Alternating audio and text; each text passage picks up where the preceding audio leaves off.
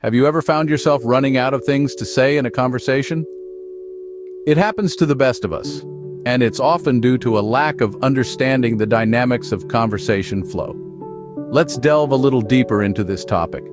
At its core, a conversation is like a dance, a back-and-forth exchange of words, thoughts, and ideas. Maintaining this flow can sometimes be challenging, especially when we encounter roadblocks such as anxiety, lack of confidence, or simply not finding enough common ground with the other person. Anxiety can hinder us from expressing ourselves freely, while a lack of confidence can make us overthink our responses, interrupting the natural rhythm of the conversation. And when there's not enough common ground, it can be challenging to find topics that both parties are genuinely interested in. But fear not, as the following tips will help you overcome these hurdles. With practice and patience, you'll soon be able to keep any conversation flowing effortlessly. The first step to keep a conversation flowing is active listening. Now, what exactly is active listening? It's more than just hearing the words that are spoken.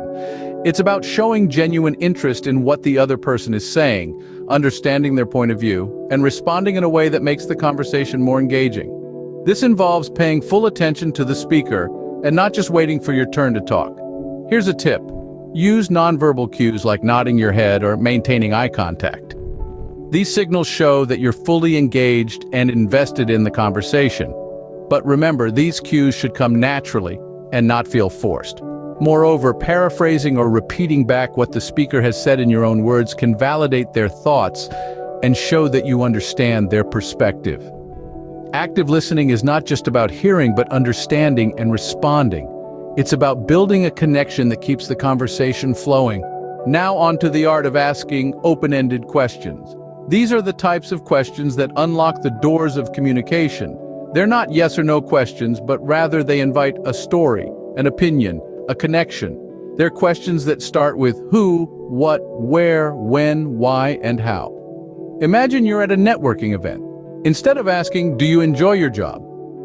Which can be answered with a simple yes or no, try what do you love about your job? Oh, it's an invitation for a narrative, a shared experience. Or perhaps you're on a first date. Rather than asking, did you like the movie?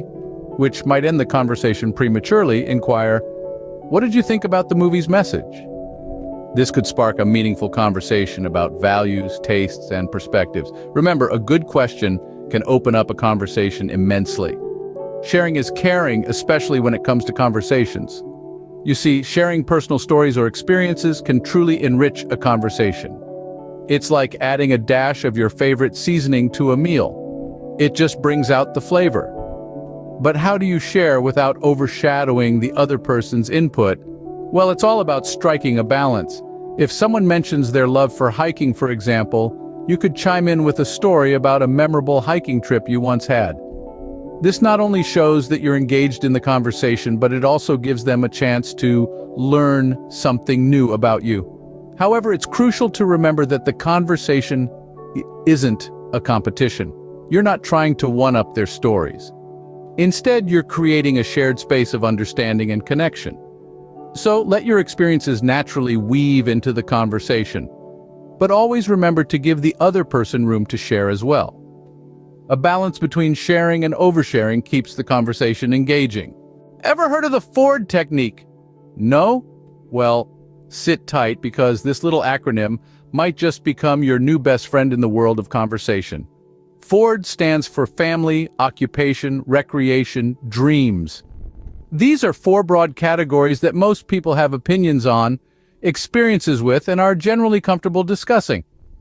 The beauty of the Ford technique is that it provides a roadmap to guide your conversation, ensuring you never run out of things to talk about. Let's delve into each category. First up, family. Everyone has a family, and most people enjoy talking about them. You might ask about where someone grew up, if they have siblings, or perhaps share a funny anecdote about your own family. Remember, the goal is to encourage the other person to share their experiences, not to dominate the conversation. Next, occupation. Inquiring about someone's job can reveal a lot about their interests, skills, and daily life. Ask them what they enjoy about their work or how they ended up in their field.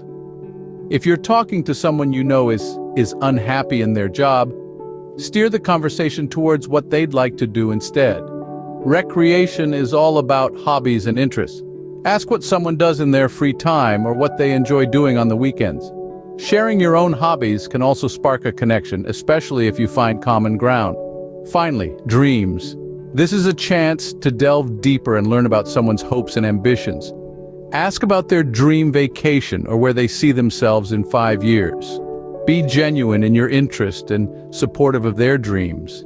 Now, the key to the Ford technique is weaving these topics naturally into your conversation. It's not an interrogation, so don't fire off questions like a machine gun. Instead, let the conversation flow, gently steering it towards these areas when it feels right. Ford, family, occupation, recreation, dreams. It's as simple as that. And with this technique in your conversational toolkit, you'll never be at a loss for words again. Your environment is a goldmine for conversation topics. That's right, folks. We're all surrounded by potential discussion points. The trick is to be observant and use these cues to keep the conversation flowing. Consider the setting you're in, for example. If you're at a coffee shop, you could talk about your favorite coffee blend or your first coffee experience. If you're in a park, you could discuss your love for nature or your favorite outdoor activities. Current events also offer a wealth of conversation topics. Did a new restaurant just open up? Is there a festival happening in town? These can easily spark interest and extend your discussion. Shared experiences, too, are a fantastic source of conversation. Have you both been caught in the same sudden downpour? Or maybe you've attended the same concert. These shared moments can deepen your connection and enrich your conversation. Remember, the key is to be observant. Pay attention to your surroundings and the people around you. Being observant makes you a more engaging conversation partner. Silence is golden, even in conversations. Yes, you heard that right. While we often view silence as an awkward gap to be filled, it's actually a crucial part of meaningful dialogues. Let's delve into why that's the case. In a conversation, silence affords us a moment to breathe, process what's been said, and formulate thoughtful responses. It's like a pause in a beautiful symphony, enhancing the overall melody rather than disrupting it. So, if you find yourself in a lull, don't panic. Instead, use it as an opportunity to reflect and think of new topics. Remember, it's not about filling every second with words, but about making the words you do say count. So embrace the silence. Let it punctuate your conversations, creating a rhythm that keeps things engaging. Because in the end, pauses are not awkward. They're opportunities to think of new topics. Like any other skill, conversation skills need practice. It's about taking small steps every day and observing the results. It's about being mindful of your interactions and learning from them. Try out the Ford technique at your next networking event or during your next conversation. Use active listening in your daily conversations. Ask open-ended questions, share your stories, and embrace silence. You might also find it helpful to keep a conversation journal, jot down successful topics or strategies that kept the chat flowing. Did you find common ground on a particular subject? Did a certain question open up a deeper discussion? Did sharing a personal experience make your conversation more engaging? Reflecting on these experiences will give you a clearer idea of what works and what doesn't. Remember, practice doesn't necessarily make perfect, but it certainly makes progress. It's a journey of continual learning and refining, so keep the conversations going. So there you have it, folks. We've delved into the art of keeping conversations flowing, starting with understanding the dynamics at play. We've learned that active listening is a crucial skill, and asking open-ended questions can keep dialogue engaging. Sharing related stories or experiences can add depth to your conversations. And the Ford technique gives you a handy tool for finding topics. Remember to use your environment and be observant. Use those cues to spark conversation. And don't shy away from pauses and silence. They give you time to think and can even add value to your interactions. This journey doesn't end here, though. The key lies in practice and continual learning.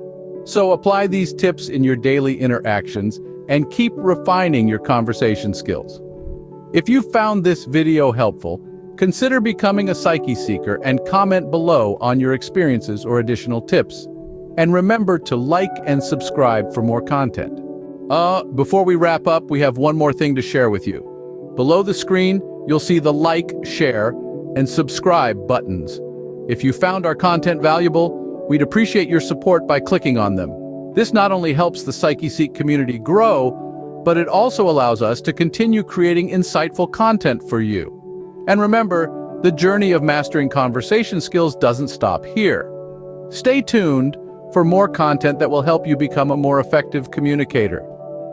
We'd also love to hear from you in the comments section below. Share your experiences, your progress, your challenges, and any additional tips you have found useful. Thank you for watching, Psyche Seekers. Until next time, keep learning, keep growing, and keep the conversation going.